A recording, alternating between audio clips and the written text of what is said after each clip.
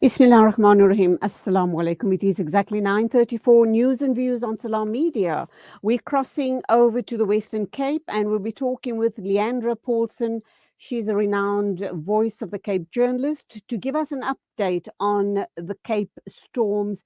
Um, the Western Cape and now even the Eastern Cape have been battered over the past few days with the storms, and we also have heard that at least 2 to 3 people have died, and I understand being swept away by floods in the Overberg region. Morning to you, Lee-Yandra Paulsen. Welcome to the program. Good morning.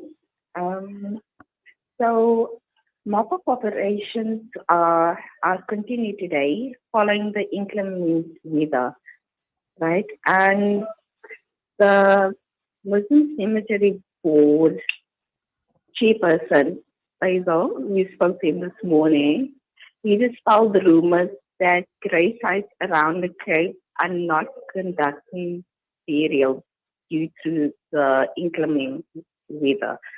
Um, the severe weather also caused um, uh, outages around Cape Town. So, So Leandra, this, can I interrupt you there? this Um, is Obviously, the weather has created issues with electricity, water supply, etc. What does the yeah. roads look like? Are people able to go perhaps to work? Or I think it's school holidays at the moment, so that is a blessing. Parents don't have to worry about ferrying their children to school and back. What is the situation like on the roads? Is it safe to Okay, be on the so roads? some of the roads have been opened due to mop-up operations, but we Mm. are in like informal settlements where it remains flooded, and humanitarian agencies are assisting right now. Is there enough hands on deck, so to speak, to assist with mop up operations? Apart from the humanitarian organizations, what about the local authorities, the municipalities? Have they tried to put out teams to assist people that have been affected and affected badly by the floods? Yes, the city of Cape Town's local officials, all departments are working on cleaning up in the informal settlements and places that have been affected by floods. Leandra, I should imagine that you have certain areas that are worse off than others. Would you say it is the informal settlements? What Um, about yes, the other local townships and suburbs? How are they managing and coping under these, under the current situation? okay, so there was masjid in Mikasa that was flooded, and I feel like most of the suburb areas they are not as bad yet as the informal settlements. Mm, mm. I should imagine the beaches are all closed, and I should also imagine that the fisher folk won't go out in this inclement weather. I mean, it's pretty dangerous for them to go out in their fishing boats and fishing trawlers to try and go and do some work. Yes, it would be dangerous, but today the sun is out, Oh so wow! yes, there's no rain, which was so surprising because the way it looked yesterday and the way it looks today is completely different. And in terms of how cold is it? And I also know that Cape Town is the type of destination that has visitors from all around the world, 365 throughout the year.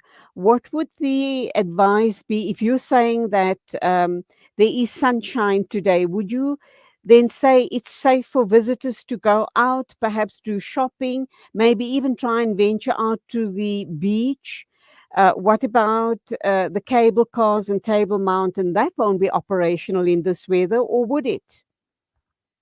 I feel like we should wait on the authorities to tell us when we can go out, because right now the sun might be out and all of these, but floods and some places have been like destroyed by the wind and the weather, the bad weather. So I wouldn't say people should go out right now until the authorities say okay to do so. What is the weather service predicted for the rest of the week for the Western Cape? Excuse me, can you repeat that?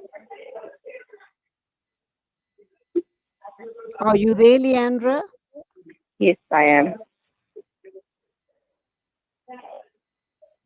What are the weather Um, predictions for the rest of the week for the Western Cape? um, right now, I'm not sure. Oh, okay. Not a problem. I just kind of wondered. Have you and the rest of the Voice of the Cape staff had any problems getting to work this morning? Because we understand a lot of the roads are are still waterlogged, and from the picture that I see on my screen, there's a lot of debris on the roads as well. I don't think so. I don't think there's an issue because everybody is here. Oh, that's absolutely wonderful. What else can you tell me before I let you go?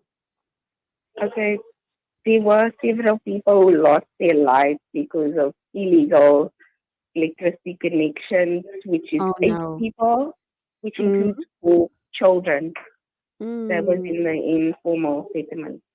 right, right. That is over and above the two or three people that were swept away in the storms. Am I right? Yes, Okay, Leandra, thank you very much for talking to us. Please, you guys, keep as safe as you possibly can. And like you've said, you suggest people don't venture out unless they've heard from the authorities. We pray that the weather starts getting better in your part of the world so that everyone can be safe. Thank you indeed for talking with us. thank you so much for having me. That was Lee-Yandra Paulsen, Voice of the Cape journalist, talking to us about the floods, or rather the heavy rains in the Western Cape. And we also understand that two people are believed to have died after being swept away by floods in the Overberg region. And she has indicated that the sun has come out today, so hopefully the weather will start getting better from today onwards. The time is 9:42 right here on News and Views on Salam Media.